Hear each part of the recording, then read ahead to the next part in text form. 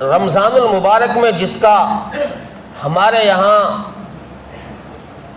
Asia کے اندر ایک رواج ہے کہ لوگ زکوٰۃ کو رمضان کے مہینے میں ہی نکالتے ہیں،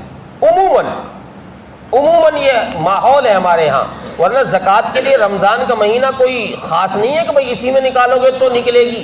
اس کے علاوہ میں دو گے تو نہیں نکلے گی، یہ خاص نہیں ہے، بس ہمارے یہاں ایک رواج بنا ہوا ہے، لوگ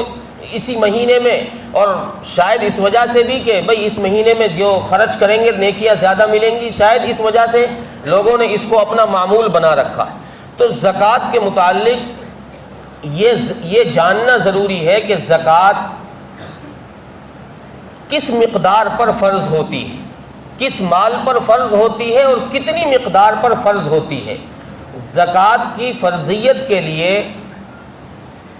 52.5 تولہ چاندی کا ہونا یا 7.5 تولہ سونے کا ہونا یہ ضروری ہے۔ اتنا مال ہوگا تو زکوٰۃ فرض ہوگی، اور اگر اتنا مال نہیں ہوا تو زکوٰۃ فرض نہیں ہوگی۔ اب اس مال کی 52.5 تولہ چاندی کی مقدار کو پورا کرنے کے لیے پھر مال تجارت بھی دیکھا جائے گا، نقدی بھی دیکھی جائے گی کہ اس کے پاس نقدی کتنی ہے۔ یہ 4 چیزیں ہیں، نقدی یعنی پیسے، سونا، چاندی، مال تجارت، ان 4 چیزوں پر زکوٰۃ فرض ہوتی ہے، اور ان 4 میں سے اگر ایک ہے جس کی مقدار 52.5 تولہ چاندی کو پہنچ جاتی ہے تب بھی زکوٰۃ فرض ہے۔ ان 4 میں سے چاروں تھوڑی تھوڑی ہیں، ان تھوڑی تھوڑی کو ملا کر ان کی مقدار 52.5 تولہ چاندی کو پہنچ جاتی ہے تب بھی زکوٰۃ فرض ہو جاتی، یا 2 تو ہے نہیں، 2 ہی ہیں، ان 2 کی مقدار اگر 52.5 تولہ کو پہنچ جاتی ہے تو زکوٰۃ فرض ہے۔ یہ تو زکوٰۃ کی فرضیت ہو گئی، اور زکوٰۃ کی فرضیت کے لیے سال مال پر گزر جائے کہ 1 سال آدمی یہ متعین کر لے، ایک تاریخ طے کر لے کہ اس تاریخ میں میرے پاس یہ مال آیا ہے، اب اگلے سال جب وہ تاریخ آئے گی تو اس پر زکوٰۃ فرض ہو جائے گا۔ اچھا، یہاں ایک مسئلہ یہ بھی قابل توجہ ہے، بہت سارے لوگ سوال بھی کرتے ہیں کہ جی میرے پاس 1 سال پہلے 8 مہینہ پہلے 2 لاکھ روپے آئے، اب ان 2 لاکھ کو 8 مہینہ گزرے، بیچ میں کمی بیشی ہوتی رہی، کبھی 1.5 لاکھ ہو گئے، کبھی 2.5 لاکھ ہو گئے، اور اب جب وہ تاریخ آئی ہے جس تاریخ میں وہ 2 لاکھ آئے تھے، اگلے سال جب وہ تاریخ آئی ہے تو اس تاریخ میں میرے پاس 3 لاکھ روپے ہو گئے۔ اس تاریخ میں، سمجھ رہے میری بات کو، اس تاریخ میں، آنے والی تاریخ میں میرے پاس 3 لاکھ روپے ہو گئے، سال میں کمی بیشی ہوتی رہی، کبھی 1.5 رہ گئے، کبھی 2 ہو گئے، کبھی 2.5 ہو گئے، کبھی 3 ہو گئے، کبھی 1 رہ گیا، کمی بیشی ہوتی رہی، لیکن سال کا آخر جب آیا، جب اس مال کو سال ہوا تو اس تاریخ میں میرے پاس 3 لاکھ روپے ہو گئے، تو اب میں زکوٰۃ کتنے مال کی ادا کروں گا؟ یہ ایک سوال آتا ہے، بہت سارے لوگ یہ سوال کرتے ہیں۔ فقہاء نے مسئلہ یہ لکھا ہے کہ آخری سال میں جتنا مال اس کے پاس ہے، آخری تاریخ میں، جس تاریخ میں سال پورا ہو رہا ہے، اس تاریخ میں جتنا مال اس کے پاس ہے اس سارے مال پر زکوٰۃ فرض ہے۔ اگر 3 لاکھ ہے اس کی ملکیت میں آخری تاریخ میں تو 3 لاکھ پر زکوٰۃ فرض ہے، 3 لاکھ کی زکوٰۃ دینی پڑے گی، اور اگر 3 لاکھ سے کم ہے، 2 لاکھ سے کم ہے، جتنا مال ہے وہ اس کو اس کی زکوٰۃ ادا کرنی پڑے گی۔ اسی طریقے سے مستورات کا جو زیور ہے اس پر بھی زکوٰۃ فرض ہے، خالی سونا چاندی یہ نہیں کہ ڈلی کی شکل میں ہو تبھی زکوٰۃ فرض ہے، مستورات کا جو زیور ہے اس پر بھی زکوٰۃ فرض ہے۔ اب کوئی کہے، عورت کہے کہ بھئی میں کہاں سے زکوٰۃ دوں، پیسے تو ہے نہیں میرے پاس، بھئی پیسے نہیں ہے تو زیور کیوں پہنتے ہو، زیور بیچو، زیور بیچ کے زکوٰۃ دو، رب کا حکم ٹلے گا نہیں کہ جی پیسے نہیں ہے تو زکوٰۃ کہاں سے دوں،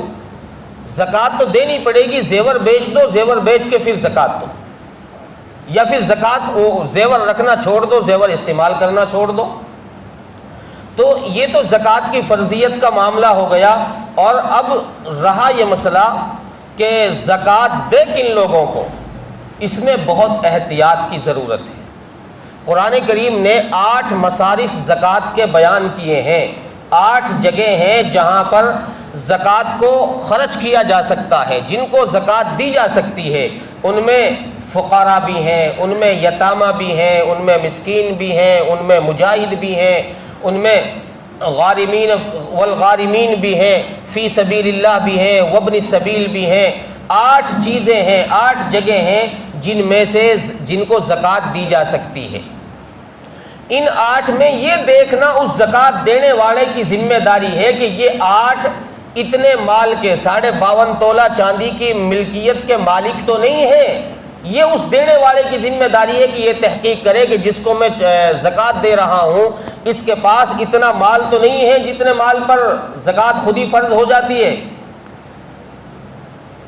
کہیں اس کے پاس تھوڑا سا سونا ہو، تھوڑی سی چاندی ہو،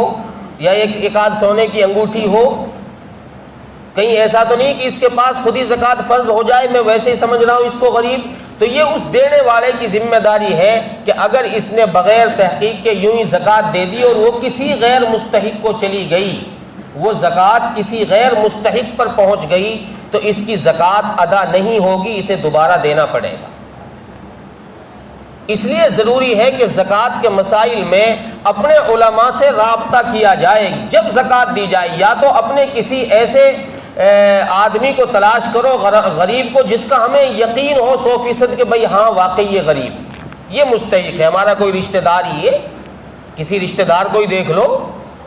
اس کو تلاش کر لو کہ بھئی ہاں واقعی یہ غریب ہے جس کا ہمیں پتہ ہے کہ اس کے پاس مال نہیں، 52.5 تولہ چاندی کا مال نہیں ہے۔ اچھا، زکوٰۃ کی ملکیت کے لیے زکوٰۃ دے کس کو؟ اس کے لیے جو 4 چیزیں میں نے زکوٰۃ کی فرضیت کے لیے بتائی تھی، نقدی، سونا، چاندی، مال تجارت، ان 4 چیزوں کا مجموعہ، ان 4 چیزوں کی قیمت اگر 52.5 تولہ کو پہنچ جائے تو زکوٰۃ فرض ہو جاتی ہے۔ لیکن زکوٰۃ جس کو دے رہے ہیں اس کے پاس ایک 5ویں چیز اور تلاش کی جائے گی کہ ضرورت سے زائد سامان، ضرورت سے زائد سامان، 4 چیزیں تو یہی ہیں، ایک 5ویں چیز ہے ضرورت سے زائد سامان۔ اگر ضرورت سے زائد سامان اس کے پاس ہے اور اس کی قیمت بھی ان 4 کے ساتھ جوڑ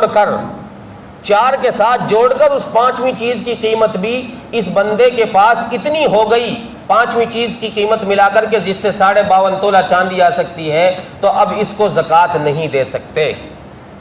اب اس کو زکوٰۃ نہیں دے سکتے۔ مثلا غریب آدمی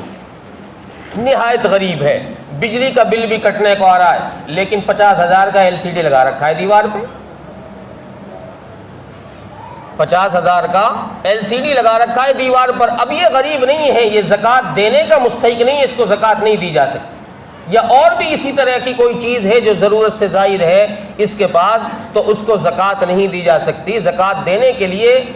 ان 5 چیزوں کو تلاش کریں کہ ان 5 کی قیمت مل کر 52.5 تولہ کو نہ پہنچ رہی ہو۔ اگر کسی کے پاس اتنی تحقیق ہو جائے تو زکوٰۃ دے دے، ورنہ اس دور میں بہترین مصرف، چونکہ اس دور میں غریب بھی کوئی غریب نہیں ہے، مانگنے والوں نے بھی ایک پیشہ بنا رکھا ہے۔ اور ہاں ایک چیز اور ذہن میں آ گئی میرے، مانگنے والے ایسے آتے ہیں کہ جی میری بیٹی کی شادی ہے،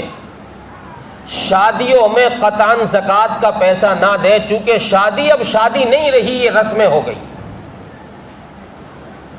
شادی اب شادی نہیں رہی ہے، رسمیں بن گئی ہیں۔ کئی لاکھ روپے لوگ بھیک مانگ کر اکٹھا کر کے پھر اس میں ٹی وی بھی، فریج بھی، واشنگ مشین بھی، گاڑی بھی، دنیا بھر کی چیزیں لڑکی کو دے رہے ہیں، یہ قطعاً جائز نہیں ہے، اس لیے ایسی شادیوں میں زکوٰۃ نہ دی جائے۔